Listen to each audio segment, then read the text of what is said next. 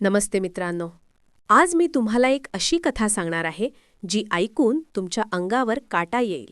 ही कथा आहे अमेरिकेच्या टेक्सासमधील एका मोटेलची, जिथे एका क्षुल्लक वादातून एक निर्दयी गुन्हा घडला.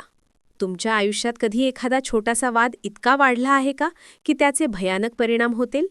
आजची कथा एका अशाच छोट्याशा वादाची आहे ज्याने एका निष्पाप माणसाचा जीव घेतला. ही गोष्ट आहे अमेरिकेच्या डलास शहरातील, जिथे एका भारतीय मॅनेजर सोबत घडलेल्या घटनेने सर्वांना हादरावून सोडले. ही गोष्ट आहे डलास शहरातील डाउनटाउन स्वीट्स नावाच्या एका मोटेलची. हे मोटेल अनेक वर्षांपासून एक भारतीय नागरिक चंद्रमौली नागमल्लया सांभाळत होते. मूळचे कर्नाटकाचे असलेले चंद्रमौली आपल्या पत्नी आणि मुलासोबत अमेरिकेत स्थायिक झाले होते आणि ते इथे मॅनेजर म्हणून काम करत होते. 10 सप्टेंबरची ती सकाळ, बुधवारचा दिवस. सकाळचे साधारण 8:26 झाली होती. चंद्रमौली यांचा रोजचा दिनक्रम असा होता की ते सकाळी उठल्यानंतर मोटेलमधील सर्व खोल्यांची पाहणी करायचे. त्या दिवशीही ते नेहमीप्रमाणे एका खोलीची तपासणी करत असताना त्यांना दिसले की तिथली वॉशिंग मशीन खराब आहे. त्यांच्यासोबत त्याच मोटेलमधील 2 कर्मचारी होते, एक महिला कर्मचारी आणि एक पुरुष, ज्याचे नाव योडानिस कोबोस मार्टिनेज होते. मार्टिनेज हा क्युबाचा नागरिक होता. वॉशिंग मशीन खराब असल्याचे पाहताच चंद्रमौली यांनी महिला कर्मचाऱ्याला सांगितले की हे बघ, ही वॉशिंग मशीन खराब आहे, याची काळजी घे की कोणीही ती वापरू नये, आणि ही गोष्ट मार्टिनेजलाही सांग.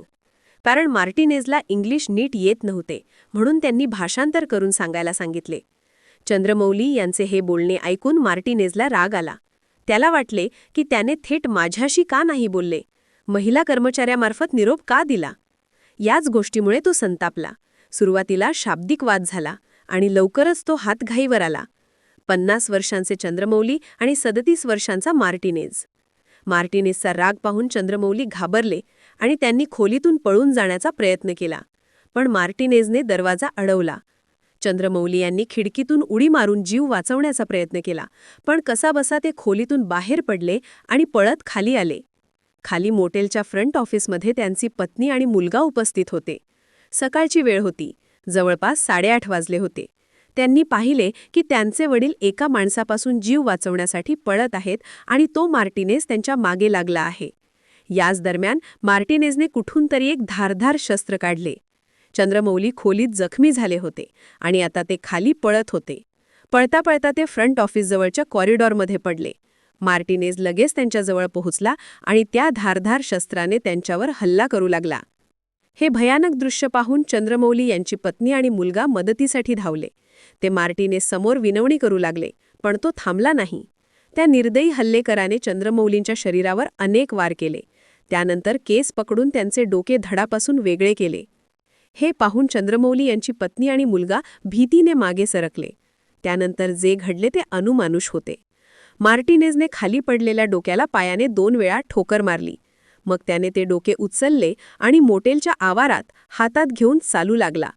चालता चालता तो एका भिंतीजवळ गेला, जिथे एक डस्टबिन होता. त्याने ते डोके डस्टबिनमध्ये टाकून दिले. हे सर्व दृश्य मोटेलचे मुख्य गेटवर उपस्थित 3 गार्ड्स आपल्या डोळ्यांनी पाहत होते, पण दहशतीमुळे त्यांचीही अवस्था खराब झाली होती. त्याचवेळी एक फायर ब्रिगेडची गाडी हॉटेलमध्ये दाखल झाली. मार्टिनेज डोके डस्टबिनमध्ये टाकून गेटकडे निघाला. 3ही गार्ड्स त्याला पाहून घाबरले आणि बाजूला झाली. तो गेटमधून बाहेर पडला आणि डावीकडे चालू लागला. फायर ब्रिगेडच्या कर्मचाऱ्यांनी लगेच वॉकी-टॉकीवर पोलिसांना माहिती दिली. पोलिसांनी आणि फायर ब्रिगेडने मिळून मार्टिनेजला मोटेलपासून थोड्या अंतरावर पकडले. चौकशीत त्याने आपला गुन्हा कबूल केला. त्याला लगेच डलास तुरुंगात नेण्यात आले. पोलिसांनी घटनास्थळी येऊन महिला कर्मचारी, चंद्रमौली यांची पत्नी आणि इतर साक्षीदारांचे जबाब घेतले. तपासात समोर आले की मार्टिनेज हा बऱ्याच वर्षांपासून अमेरिकेत बेकायदेशीर राहत होता. त्याच्यावर यापूर्वीही कार चोरीसारखे गुन्हे दाखल होते. गेल्या वर्षी त्याला पकडण्यात आले आणि त्याला त्याच्या देशात क्युबा येथे परत पाठवण्याची तयारी केली होती.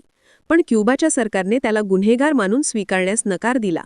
त्यामुळे त्याला तात्पुरते डिटेन्शन सेंटरमध्ये ठेवण्यात आले आणि नंतर सोडून दिले. जर त्याला वेळीच परत पाठवले असते तर कदाचित चंद्रमौली यांचा जीव वाचला असता. मार्टिनेजवर फर्स्ट डिग्री मर्डरचे आरोप लावले आहेत. जर हे आरोप सिद्ध झाले तर त्याला आयुष्यभर तुरुंगात राहावे लागेल. ही सर्व घटना मोटेलच्या सीसीटीव्ही कॅमेऱ्यात कैद झाली आहे. एका क्षुल्लक वादातून झालेला हा खून पाहून कोणताही माणूस हादरून जाईल. मार्टिनेज आज तुरुंगात आहे आणि त्याला त्याच्या गुन्ह्याची शिक्षा मिळेल. पण चंद्रमौली यांच्या कुटुंबाने जे भोगले त्याची भरपाई कधीही होऊ शकत नाही. अशा घटना समाजात पुन्हा घडू नयेत म्हणून आपल्याला काय करायला हवे हे तुम्ही कमेंट करून नक्की कळवा.